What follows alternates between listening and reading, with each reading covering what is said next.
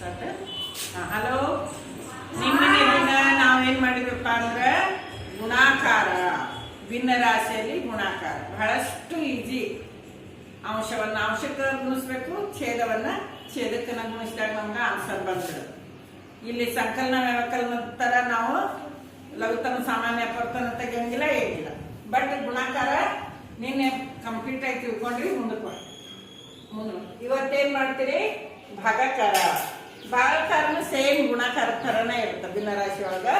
ಇಲ್ಲಿ 12 ಭಾಗಲೆ 1/4, 4ನೇ 1 ಅಂತ ಐತಿ. ಹಾಗಾದ್ರೆ ಇಲ್ಲಿ ಒಂದೇ ಚೇಂಜ್ ಮಾಡೋದು ಏನಪ್ಪಾ ಅಂತಂದ್ರ, ಈಗ 12ಕ್ಕೆ 12 ಇಟ್ಕೊಂತೀವಿ. ಒಂದನೇ ಸಂಖ್ಯೆ ಯಾವ್ದೈತಿ ಅದನ್ನ ಇಟ್ಕೋಬೇಕು. ಒಂದನೇ ಸಂಖ್ಯೆ ಏನು ಚೇಂಜ್ ಮಾಡಬಾರ್ದು.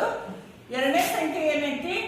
ವಿತ್ಕೃಮ ಅಂತ ಹೇಳ್ತೀವಿ ನಾವು ಗಣಿತದೊಳಗ. ಅಂದ್ರ ಉಲ್ಟಾ ಮಾಡ್ಕೋಬೇಕು. ಅಂಶ ಹೋಗಿ ಛೇದ ಮಾಡ್ಕೋಬೇಕು, ಛೇದ ಹೋಗಿ ಅಂಶ ಮಾಡ್ಕೊಂಡಾಗ ಇಲ್ಲಿ ಛೇದ ಹೋಗಿ ಛೇದ ಇದ್ದಿಲ್ಲ ಅಂಶ ಆದಾಗ 12ಕ್ಕೆ 48 ಇದೇ ಉತ್ತರ. ಅದೇ ರೀತಿಯಾಗಿ ಈಗ 14 14 ಭಾಗಲೆ 6ನೇ 5 ಅಂತ ಐತಿ. ಇವಾಗ ನಾವು 14ಕ್ಕೆ 14 ಇಟ್ಕೊಂತೀವಿ. ಮುಂದಿನ ಏನ್ ಮಾಡ್ತೀವಿ? ವಿತ್ಕೃಮ ಮಾಡ್ಕೊಂತೀವಿ. ಇಲ್ಲೇ ಛೇದ ಹೋಗಿ ಅಂಶ ಆಗುತ್ತಾ, ಅಂಶ ಹೋಗಿ ಛೇದ ಆಗುತ್ತಾ. 14 84, 5ಕ್ಕೆ 5.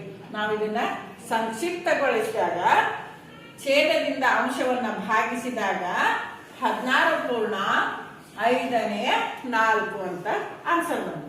ಇವಾಗ 2/3 ಡಿವೈಡೆಡ್ ಬೈ 4/5 ಈ ತರ ಇದ್ದಾಗ ನೀವೇನ್ ಮಾಡ್ಬೇಕಂದ್ರೆ ಮೊದಲನೇ ಸಂಖ್ಯೆ ಇದ್ದಂಗೆ ಇಟ್ಕೋಬೇಕ.